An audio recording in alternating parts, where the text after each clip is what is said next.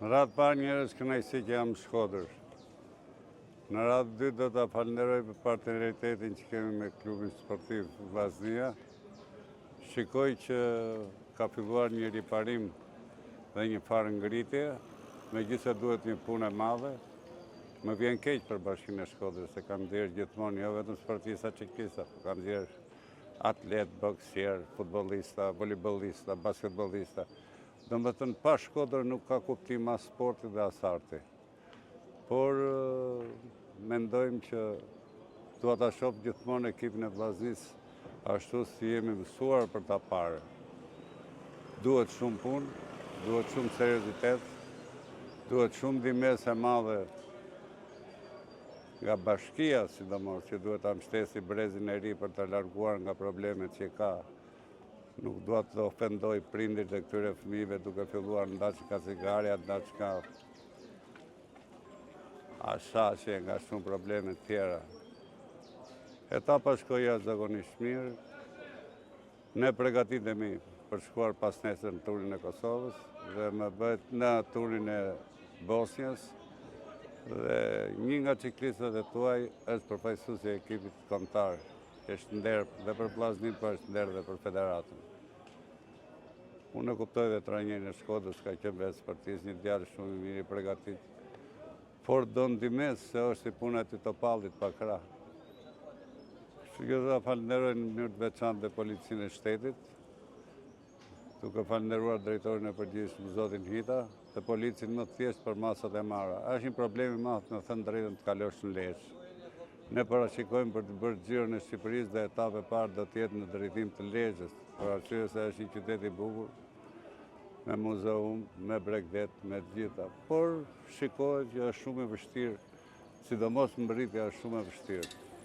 Dhe aq më tepër ne si federat kemi marrë përsipër me ndihmën e Ministrisë Turizmit dhe Sporteve, kemi dëshirë që ta japim lagj, siç është parë dhe këto ditë në digital nga ana juaj.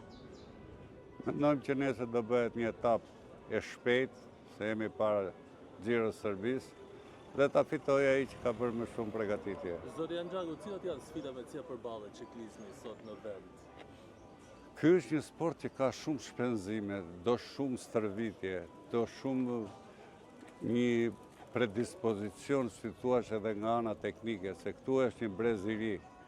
Neve megjithëse jemi një federatë e vjetër, që jemi e treta në Europë, pas Francës dhe Italisë, por nuk kemi ndihmës nga shteti, nuk kemi ndihmës për shembull në ligjin e sponsorizimit, po flitet i do bëhet. Aq të mirë janë këta fëmijë, aq të edukuar, me mësime, me të gjitha, por duan ndihmës dhe prindrit e vet kur dalin që i presin. I shikojnë se pozicion është. Këtu po nuk u bë ligji sponsorizimit, asnjë lloj sporti nuk ka pas për të ardhmen. Zoti Janxhaku, fitues ciklistët kosovar, si me kadetët si me të rriturit, ka tregon që Kosova duket që po përparon në këtë sport.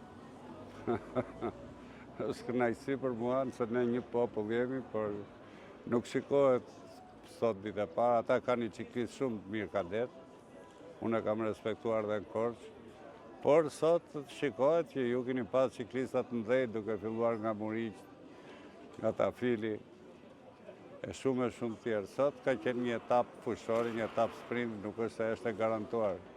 Ciklisti që ka një farë përgatitje fizike, që ka probleme në kuptimin e zhvillimit të aktivitetit, duket ku ka një terren malor. Megjithatë unë e falenderoj Kosovën, ka bërë ekip shumë të mirë, kanë bërë ligjin e sponsorizimit, biletë kanë regjistruar dhe një ekip në Zvicër, që këto janë dhe të ardhët e tyre, ja po i shikoj këta dje me çfarë bicikleta që janë.